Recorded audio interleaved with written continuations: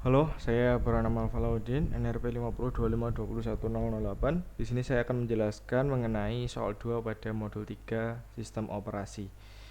Oke, jadi untuk soal 2 di situ diminta untuk membuat dua buah program, yaitu client dan juga server, di mana keduanya nanti akan berhubungan dengan beberapa fungsi yang telah ditentukan pada soal.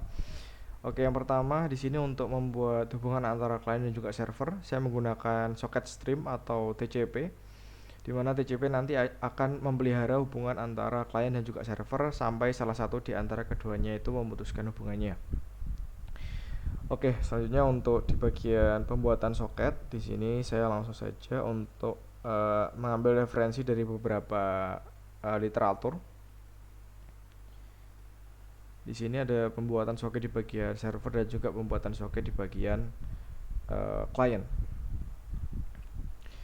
Oke, selanjutnya untuk yang nomor pertama yaitu yang A, di mana klien dapat melakukan register dan juga login, di mana ada beberapa peraturan mengenai username dan juga password, serta di mana user dan juga password itu disimpan.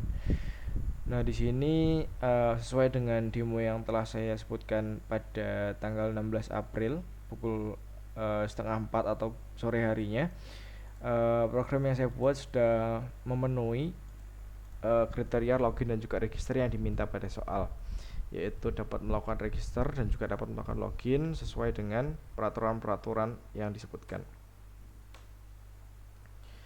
Jadi saya login. Oke, jadi login sukses. Selanjutnya untuk yang kedua, yang B, yaitu sistem dapat membuat database yang menyimpan judul problem dan juga author disimpan pada problem.tsv dengan setiap username dan juga judulnya itu dipisahkan dengan tab. Soal nomor B itu berhubungan erat dengan C, yaitu klien dapat menambahkan problem baru seperti itu dengan comment add, yaitu add terus judulnya, terus description, input dan juga output. Di sini saya coba saja untuk menambahkan sebuah problem baru. Judul problemnya ya misalnya soal tambahan, description.txt, input.txt dan juga output.txt. Oke, di sini problem berhasil ditambahkan. Nah, di sini untuk mengamankan komunikasi file, yang dimana file itu cukup besar jika dibandingkan dengan komunikasi umumnya, saya menggunakan thread pada implementasinya. Di sini saya contoh misalnya bagian write file. Jadi di sini saya definisikan sebuah thread baru agar thread selanjutnya itu hanya dapat dijalankan ketika thread yang saya definisikan di sini itu telah selesai dilaksanakan. Seperti itu. Thread ini saya gunakan pada 3 fungsi kurang lebih, yaitu di write file, send file, sama di bagian client itu ada read file. Nah, di sini read file.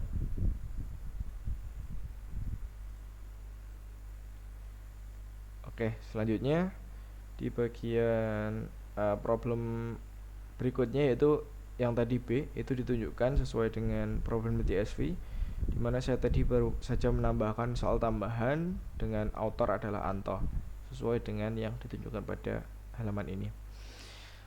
Oke, selanjutnya untuk yang problem D, yaitu dapat melihat semua problem yang ada.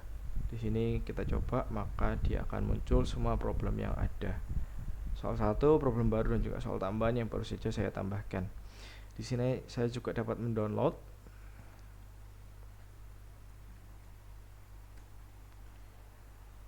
Oke, problem status downloaded.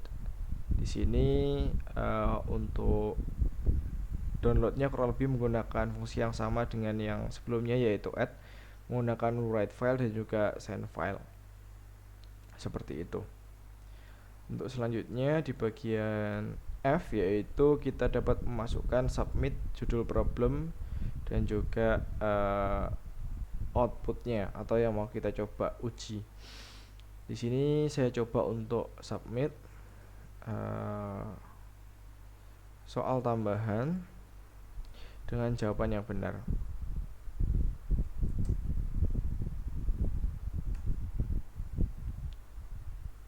Nah, di sini dapat status AC atau accepted. Selanjutnya untuk G, di mana server dapat menangani multiple connection, di mana jika terdapat 2 atau lebih klien yang terhubung pada server, maka harus menunggu sampai klien pertama keluar untuk bisa melakukan login dan mengakses aplikasinya. Jadi untuk solusi di bagian G ini cukup simpel sebenarnya. Dari dokumentasinya socket API itu disebutkan bahwa receive atau fungsi untuk menerima dari salah satu pihak itu akan melakukan blocking pada program.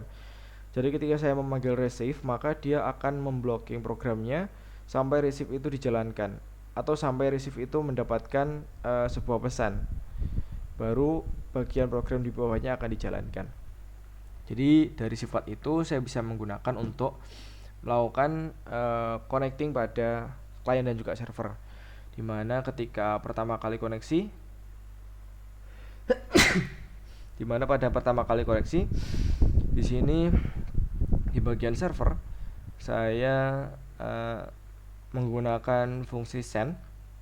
Nah, di sini tepat setelah accept, saya memanggil fungsi send untuk mengirimkan respons. Dan di sini di bagian klien, ketika dia pertama kali mengeksekusi programnya, maka dia akan memanggil fungsi retrieve, di mana receive ini akan menunggu sampai dia mendapatkan pesan yang ditujukan kepada dirinya. Seperti itu. Jika dicontohkan di sini, misalnya di sini server saya sudah menyala dan juga ada satu klien yang telah masuk ke dalam servernya atau terkoneksi ke dalam servernya. Jika saya melakukan koneksi lagi, maka dia akan dinyatakan bahwa server is busy connecting. Nah, kenapa kok bisa seperti itu? Karena yang telah saya sebutkan sebelumnya, yaitu ada send dan juga receive, itu yang pertama. Nah, yang keduanya karena di sini saya hanya menggunakan satu socket untuk melakukan listen kepada klien, yaitu socket listen di sini.